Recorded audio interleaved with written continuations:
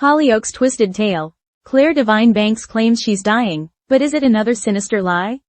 In the heart of the village, deceit and drama never sleep. And for Clare Devine Banks, the recently resurrected villain of Hollyoaks, truth is just another weapon in her dangerous arsenal.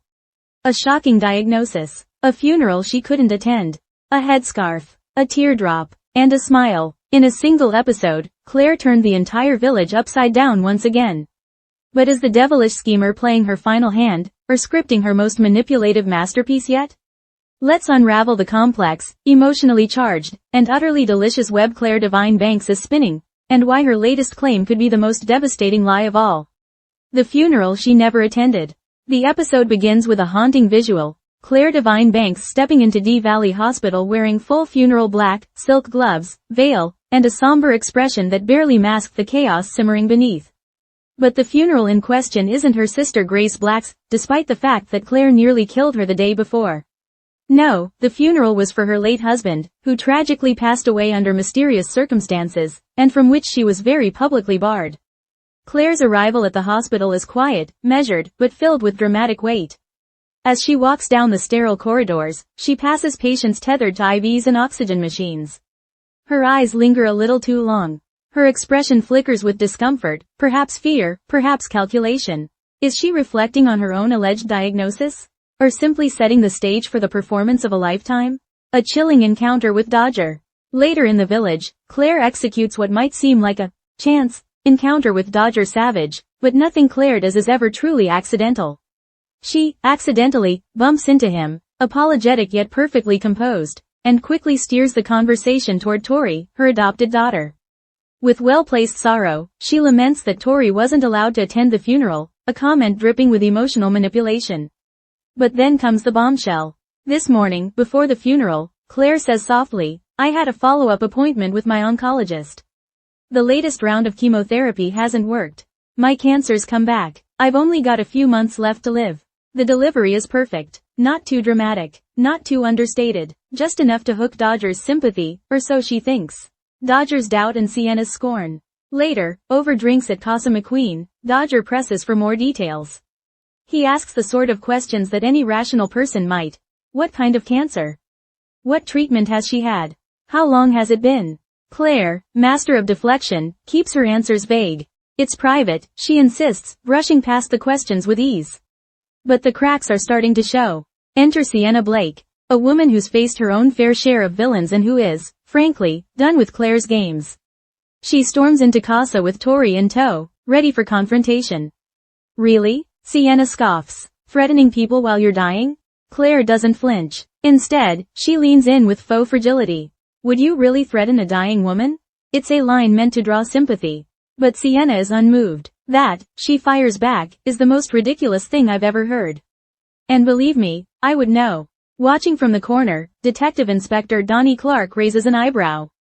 He doesn't speak, but his face says it all. Suspicion is rising, and Clare's story is far from bulletproof in the emotional moment. Still, Clare isn't done yet. Later that day, she reappears in the village wearing a headscarf, an unmistakable signal that she's begun losing her hair. She even mentions the hair loss earlier, subtly planting the seed for what's to come. Dodger, ever the gentleman, sees her struggling with shopping bags and offers to help. It's a touching scene, almost tender, except for what comes next. Because as soon as Clare returns to her flat, we learn the truth. Dodger doesn't fully believe her. In fact, he's been using their interactions as cover to snoop around. While she's distracted, Dodger rifles through her drawers, searching for any clue about the mysterious disappearance of Dennis. He finds little, but what he doesn't find may be just as telling. Later, in an emotionally loaded moment, he even helps Clare shave her head, either as an act of compassion or a masterclass in bluffing. She becomes tearful, he becomes supportive. For a moment, it feels real. But then, with Clare none the wiser, Dodger pulls out his phone and sends a cryptic message to a police contact. Game on. A smile that tells 1,000 lies. As the episode closes, Clare stands alone, staring at her reflection in the mirror. Her newly bald head, the faint remnants of mascara beneath her eyes, the headscarf folded neatly beside her. And then, she smiles.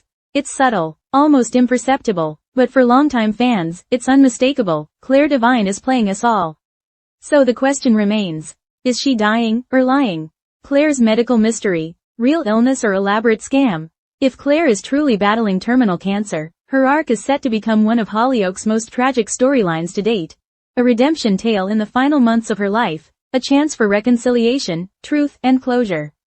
But if she's lying, and all signs seem to suggest she is, then this could be her cruelest manipulation yet. Let's break down the clues. No medical specifics. Clare refuses to name the cancer, the hospital, or the oncologist. No documentation. Dodger finds no medical papers, prescriptions, or anything remotely related to treatment in her flat. Hair loss timing. Her complaint about hair loss comes immediately before the headscarf debut. Convenient timing? The smile. That ending grin isn't the face of someone coming to terms with mortality. It's the face of someone who just tightened their grip on a plan. What's her endgame? If Clare is lying, what's her goal? Sympathy from Dodger. She's trying to manipulate her way back into Tori's life. Distract the police. By playing the victim, she keeps suspicion off herself in the Dennis investigation. Outwit Sienna and Donnie, both of whom are growing increasingly convinced she's hiding something. But Clare may be underestimating how many eyes are now on her. D. Clark is watching. Sienna is watching. Even Dodger, who appears to be playing along, is setting traps. This is no longer a one-woman con job. It's a multi-character chess match, and every move counts. The elephant in the room is Dennis, the man whose disappearance has sparked a quiet but growing investigation. What, if anything, does Clare know? If Clare did harm Dennis, the cancer story could be a strategic smokescreen, designed to delay charges or invite leniency. After all, who arrests a terminally ill woman? But if Dennis is alive and being hidden by Clare for leverage or protection, the game gets even more dangerous. A history of deception. Let's not forget, Clare Devine is a seasoned manipulator.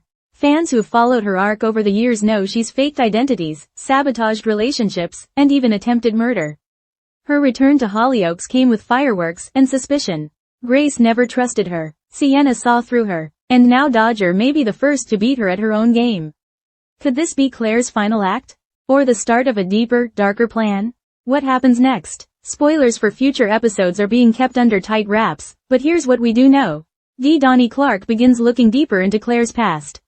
Sienna and Dodger may temporarily join forces to protect Tori.